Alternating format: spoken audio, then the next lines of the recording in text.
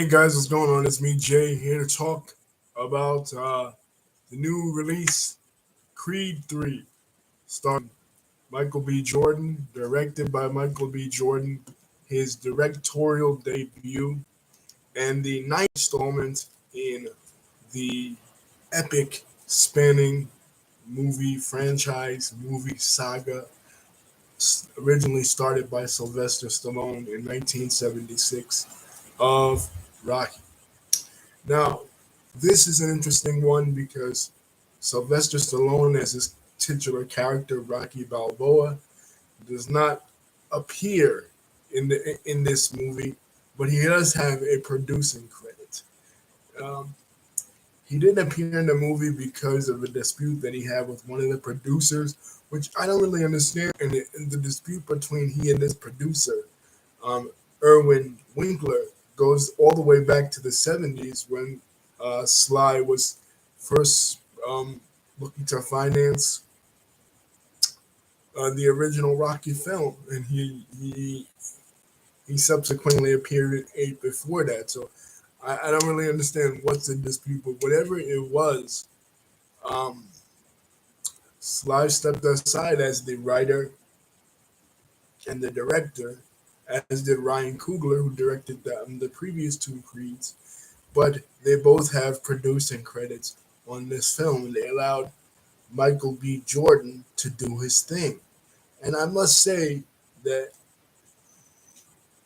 uh, Michael B. Jordan was tremendous in this. He really showed that he has tremendous range in Hollywood and that he's really going places. He's always been a tremendous actor. Seeing him in Fruitvale Station, The Oscar Grant Story, seeing him on The Wire, even back in the day as a young kid, seeing him in the first Creed, seeing him as Eric Killmonger in Black Panther 1, and also Black Panther Wakanda Forever was tremendous. But I really think he's taken the Creed franchise in particular and using it as his vehicle to become a bigger star in the same way that Sylvester Stallone um, did with the original Rocky franchise. Another standout performance in this, besides Tessa Thompson, is Tessa is one of my favorites. New young actresses, loved her in For Colored Girls when I first saw her in 2010. Loved her in Westworld as Charlotte. Loved her in Creed as Bianca, and pretty much loved her in pretty much everything that I've seen her in. But a major standout in this one that from somebody that I haven't seen all that much was Jonathan Major. Jonathan Major here plays Dame uh, Damian Diamond Dame Anderson, the main antagonist of the film, the villain of the film. Every Rocky slash Creed film has to have its villains, and some say the better the villain, the better the film. Of course, famous villains like Mr. T's Clubber Lang or Apollo Creed and Rocky 1 and 2, and even less famous villains like Tony Milieu's um, Pretty Ricky Collin in the first Creed movie. Um, this one might be the best villain since Victor Drago. I'm excuse me, not Victor Drago, Ivan Drago from Rocky 4, played by Dolph Lundgren. This guy is great.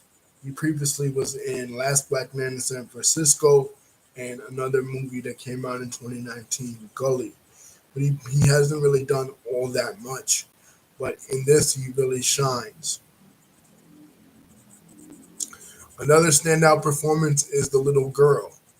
Um, as you guys recall in the last movie, Creed 2, Bianca and Donnie had a child, and um, the child now is like 4 or 5 years old. It's funny because there was a time jump. The film takes place 3 years after the Victor Drago fight from Creed 2, but there's a complete time jumps, just the way as it was with Stage Stallone. Stage Stallone, playing Rocky's son Robert in uh, Rocky Five. He was like 3 or 4 years old in Rocky Four when his father went to fight Ivan Drago, and then when he came back, when the father came back to the United States, the kid was like a teenager with already, drawing perverted pictures of his French teacher. So with this girl, it's similar. Uh, she jumped ahead in time, but there may be a future with a spin-off of her as the next protagonist in the world of boxing, because in the final scene of the movie, Michael B. Jordan is training her for boxing. But anyway, let's get started with the plot. Um, the movie, like I said, takes place 3 years after the Victor Drago fight. Donnie now has had a rematch with Pretty Ricky Collins. He's having a flashback, and he's basically living really successful. Bianca, because of her hearing impairment, has completely retired from music. We remember in the last movie when Donnie proposed, she couldn't hear him. She was really losing her hearing, and the deafness transmitted to Amara, the daughter, as well. And she's now a successful music producer. She's transitioned from performing and now she's producing. Donnie similarly has transitioned out of the ring and retired out of the ring to be more of a promoter type, to manage the gym and to focus on other fighters, particularly this one young Mexican fighter, Felix Guerrero. Uh, that is his protege. But who pops up in his life? Um, a blast from the past. A man named Damian Anderson, or Diamond Dame. Somebody that when Donnie was in the group home system and, on the streets before he was taken under his wing by Rocky in Los Angeles in 2002, he got into some trouble. He was robbing a liquor store, and from there, he and Donnie assaulted a man named Leon. Now, later in the film, we do find out that Leon is somebody in Donnie's past, Donnie and Dame's past. But in the beginning, uh, Dame approaches him like, "Look, Donnie, basically you owe me because Donnie assaulted the guy. Donnie had the gun. Donnie was involved with the um, the robbery, and this guy Dame took the rap for Donnie, and he went to jail for all those years. And while he went to jail, this was when Donnie was not only was he training with Rocky, but he was becoming world champion. He was he was basically becoming the greatest boxer in the world, cementing his legacy. And they were in a similar trajectory. These two young guys, they were in the group home together. They were training in boxing together, and they were doing a lot of the same things together. But Donnie went to jail. I mean, Donnie became a boxer. Donnie was successful. Donnie also was taken in by Marianne, played by Felicia Rashad, Apollo's wife. Donnie came from that legacy, came from Apollo. He already had a legacy and a pedigree. He wasn't necessarily connected to that pedigree, but he already had the pedigree to fall back on. Whereas Dame didn't have that. But they were in a similar place in a similar time in their lives in those days. But still, I feel like Donnie already had Donnie already had a leg up. Donnie already had an advantage. He already was taken in. He already had famous connections. whereas Dame didn't. And then Dame went to jail for him. I was like, I took the rap for you, and while I was in jail, you were becoming, this big star. And now I'm asking you to train me, which he does train him. But when Dame is training and he's training with his sparring partner, the young Mexican kid, Felix, he beats the crap out of him basically. I mean, he has similar rage. The rage that Donnie had is the same rage Donnie had in the first Creed movie. Is the same rage and the hunger that um, Dame has, and Dame has even more of a rage and a hunger, more similar to akin to a Rocky character, because like Rocky, um, Dame comes from nowhere, whereas Creed already was a Creed. Maybe he wasn't connected to that legacy, but he already had it. You know what I mean? So Dame just mauls over this kid, and then he's set to fight Victor Drago. Then Victor Drago is attacked, and it was done by Dame. Dame was basically bringing the streets into the boxing world and threatening Creed to come out of retirement and to fight him. And Creed doesn't want to initially do it because Marianne, um, his stepmother, is in the hospital. She's sick. She suffered a stroke, and he wants to retire and he wants to take care of his family and be a family man, but he cannot allow the disrespect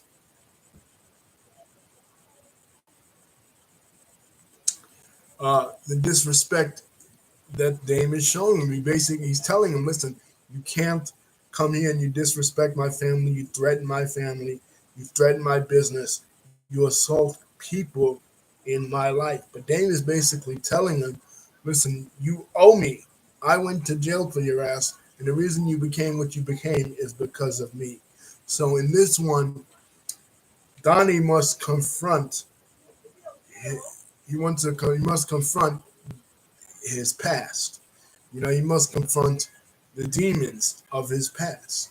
And one thing he finds out that is very interesting later on when he's in the house visiting in the hospital visiting Marianne, before she passes away, she tells him that she had letters that Dame had sent him uh, throughout the years trying to contact him, but because she was worried about the road he was going down and she wanted to keep him away from that, she hid the letters. So at this, Donnie becomes upset. And what Donnie then realizes is, listen, I do owe this guy. I owe him to face my fears, and I owe him this fight. So they have the fight.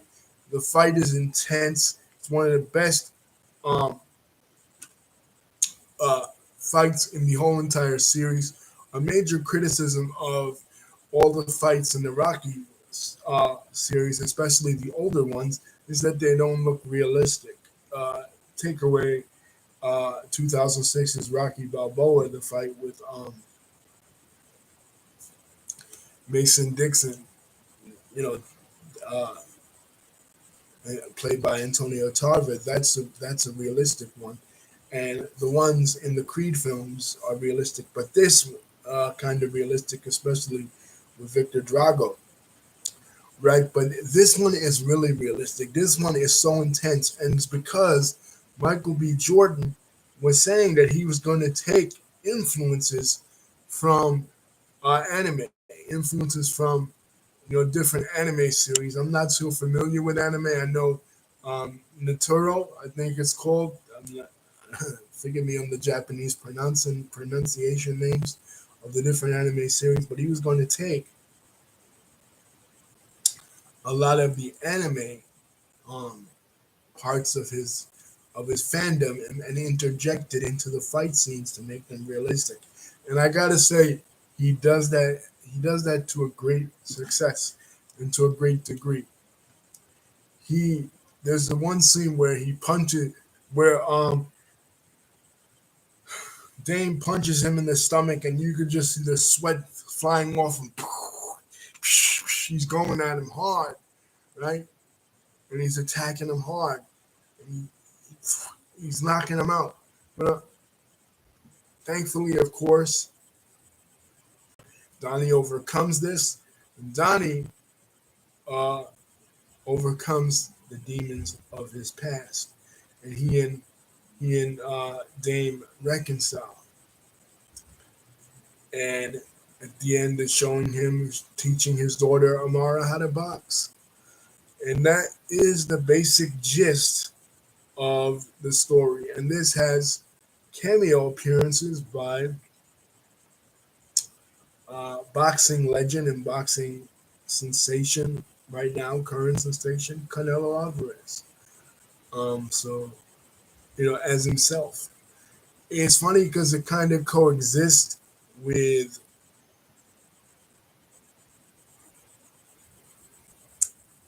kind of coexist with the return of John Jones to the ring. I know uh, John Jones's situation in UFC 286 was not the same thing like Creed in the movie. I mean, he didn't retire. Basically, he was banned from MMA because of his steroid use. But um, he did return triumphantly to become the champion once again, just like uh, Adonis Creed in the movie. It's funny because Rocky seems to always draw on real life, whether it's the first one where he draws on the 1976 match. It was directly in the 1976 exhibition match between local boxer Chuck Webner, who was supposed to represent the Rocky type character, and Muhammad Ali, or drawing on the box versus wrestler match between Andre the Giant and Chuck Webner at the same year at Shea Stadium. Move for move, the match with Thunder Lips, played by Hulk Hogan and Rocky Balboa in Rocky 3, is taken from that famous match between Andre the Giant and Chuck Webner at Shea that night as the undercard for Inoki and Ali. And also in Rocky 5, word for word, Rocky, uh, the scene where Burgess Meredith is giving Rocky Marciano, giving Rocky Balboa Rocky Marciano's cufflinks, is taken from what Burgess Meredith, who played the part of Mickey Gold says in the movie, in the flashback scene, is taken word for word from an interview that Cus D'Amato, Mike Tyson's trainer, did with him. And also, 2006's Rocky Balboa was inspired by George Foreman's comeback in 1994 when Foreman came back at an advanced age and beat Michael Moore for the title in 1994. So, Rocky in the Creed series always draws on real life events in the boxing and combat sports arena and world, and I feel like this comeback of Adonis Creed in the movie kind of coexists with the comeback, like I said, of John Jones into the octagon. Now, speaking of real champions, speaking of real boxing champions that were supposed to be involved with this film, it was rumored that former heavyweight champion Deontay Wilder was supposed to be involved in this film as Clubber Lang, Mr. T's character's son, similar to how they had Victor Drago's son. But maybe that will be for Creed 4 because they asked Michael B. Jordan, will there be a Creed 4? And will they continue the Creed series? And he said, absolutely so. And I think they should because, like I said, he was a tremendous director. And one thing that this movie touches on that been a theme throughout the Creed movies, like Rocky, his opponents were always kind of different. You know what I mean? His opponents um, were Apollo Creed to prove himself as a contender, go the distance, like you said in the first one, with Apollo Creed, played by Carl Weathers. Um, the second one to prove that he was a worthy opponent after he went the distance. The third one, a hungry contender like Clubber Lang. The fourth one, an international conflict in the midst of the Cold War in 1985 um, with the Soviet Union, and the fifth one with a young trainee played by Tommy Morrison as Tommy Gunn, and the sixth one to prove that he still had it with Mason Dixon, played by Antonio Tarver. But Creed's story has always been grappling with his past, reconciling with his past, proving that he was not a fake Creed. In the first one, proving, reconciling with the death of his father, the son of the man who killed his father, and Victor um, Victor Drago trying to earn the respect of his country. That basically after Rocky beat him, it was Rocky who ended the Cold War. I mean, two phrases that stick out to people in 1980s pop culture and in the 1980s zeitgeist about the world is, if I can change, you can change, anybody can change. What Rocky said at the end of Rocky Four, and Mr. Gorbachev, tear down this wall. What President Reagan said to Soviet Premier Mikhail Gorbachev. So basically, in a cinematic sense, Rocky Balboa ended the Cold War. So, so that, of course, led to the downfall of the Soviet Union. So here in Creed 2, you had two guys seeking revenge and retribution, one for his father and the other for his country. And also, Victor was received trying to gain the respect of not only his country that did not believe in him, because a couple of because his dad lost, but also the respect of his mother, who had basically abandoned him after the loss. Bridget Nielsen's character. So that second one was about reconciling his past, but this third one was more so a personal thing. Rocky's opponents were never that personal. You know what I mean? He it was personal in the sense that, yeah, Clubber Lang killed his trainer, and then Ivan Drago killed Apollo and his friend, but they made it personal. It wasn't personal to begin with. It wasn't like with Donnie, where Donnie has the opponents that Donnie have had have been symbolic of the struggles in his past. Rocky never really had that. You know what I mean? Rocky was more so trying to prove something, out to prove that he was a worthy contender, then a worthy champion, then a worthy patriot, then a teacher deserving of respect, and then a worthy veteran. Whereas Creed is not out to prove anything really, but out to resolve the issues that are already on his plate, that are from his past. All three movies coincide with that. This is a more personal one because this is something tapping into who he was before we met him. The rage, because this is a young man with a lot of rage issues, a lot of anger issues. Basically, a common motif in movies, even in within the Rocky franchise.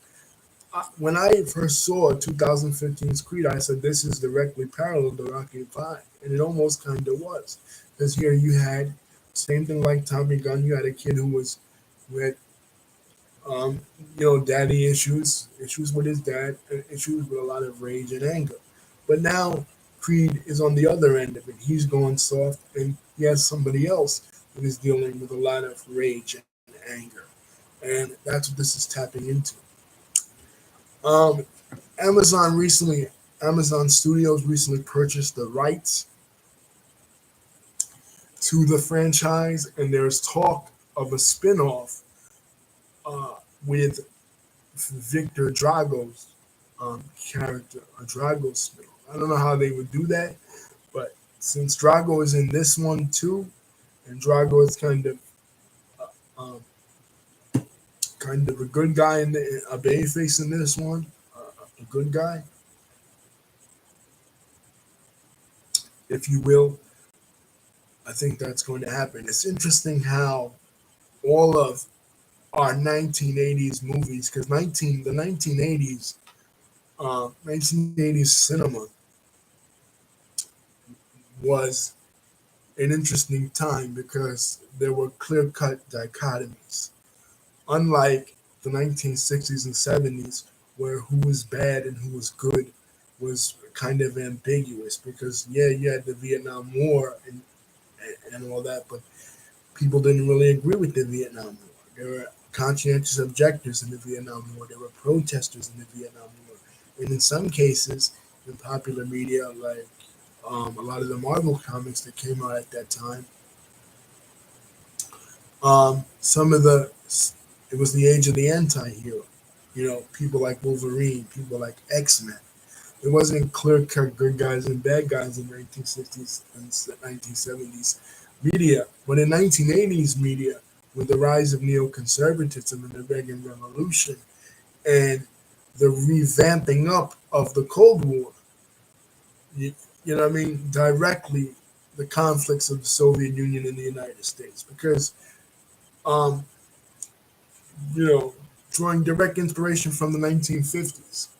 It it was heavy in the 50s, the 40s after World War II. Both sides won, Russia and America. Then it died down in the 60s and 70s because we focused on other conflicts, particularly those in Latin America and those in Southeast Asia. And the Latin American one with Cuba was, had to do with Russia by proxy, but China, the others in Southeast Asia had more to do with China, and China, because of the Sino-Soviet split, wasn't necessarily uh, wasn't necessarily an ally of the United States. So we weren't taking it directly to the Soviet Union in the 60s and 70s because we were preoccupied with other things. But in the 1980s, Reagan comes in 1980 after the crushing defeat of Jimmy Carter, and all of a sudden it becomes clear black and white villains. He starts calling the Soviet Union the evil empire. He starts taking it to the Soviet Union directly in his rhetoric. And some people that I knew that grew up in the Eastern Bloc countries, uh, say that they were threatened that Reagan was going to take nuclear action. So in 1980s, point being, our popular media reflected that dichotomy, that strict dichotomy of good versus evil. We saw it in Star Wars, we saw it in Rambo, we saw it in Rocky, we saw it in even the first Terminator. That ambiguity of the shades of gray, to steal a phrase from professional wrestling. We really didn't start seeing that again until the 1990s, after the Soviet Union's collapse in 1991, when the enemy wasn't so clear. There wasn't a clear cut enemy, especially after the Persian Gulf War. There wasn't a clear cut enemy again until 9/11. So, but what we've started to see because of I believe because of moral ambiguity, more moral ambiguity now in the 2010s, and also because of what other franchises have done. We've started to see, and we've talked about this on the channel, sympathetic looks at popular villains, looking at villains in a sympathetic light. It's no longer the straight good versus evil dichotomy that we used to see in other types of media. Famous villains like um, the stepmother in Snow White, or villains like Darth Vader, or villains like the Wicked Witch of the West and the Wizard of Oz, we started to take a sympathetic look at them, and those villains became so popular that they actually became heroes. Darth Vader, the whole Star Wars prequel trilogy takes a sympathetic look at Darth Vader. The musical Wicked takes a sympathetic look at the Wicked Witch of the West and the Wizard of Oz. Um, Snow White has sympathetic look at her. Cruella de Vil from 101 Dalmatians has a sympathetic look at her as well. So it's no different here. The most popular villain in the Rocky series was Victor Drago, and now the Rocky series are going to branch off and have a a spin-off of Victor Drago's story because he's taken as a sympathetic figure. I wonder though, geopolitics didn't really figure in the first three Rocky movies, but in four it did because of the Cold War theme. It's the most famous Rocky movie. But I wonder if geopolitics will figure into this one. I honestly do because when they made Creed 2 in 2018, yeah, you had the Crimean conflict and Russia's invasion of Crimea and their invasion of Georgia in 2008, but you didn't have the Ukrainian conflict. You didn't have the invasion of Ukraine yet. That hadn't happened yet, and now it has. So I wonder if that's something that they'll delve into in the spinoff. We have to wait and see. But overall, with this one, where it's about grappling with more personal issues between Creed and Jonathan Majors, I liked it. It was really gritty. It was really street, and Michael B. Jordan getting a lot of shit lately from these women out here calling him corny. So what? The man is doing big things. He's a big star in Hollywood. I loved it. I look forward to more Creed movies. Um, Again, this is not as bad as Rocky Five, and nothing really ever could be. Peace, love you guys. Don't forget to click, like, comment, and subscribe.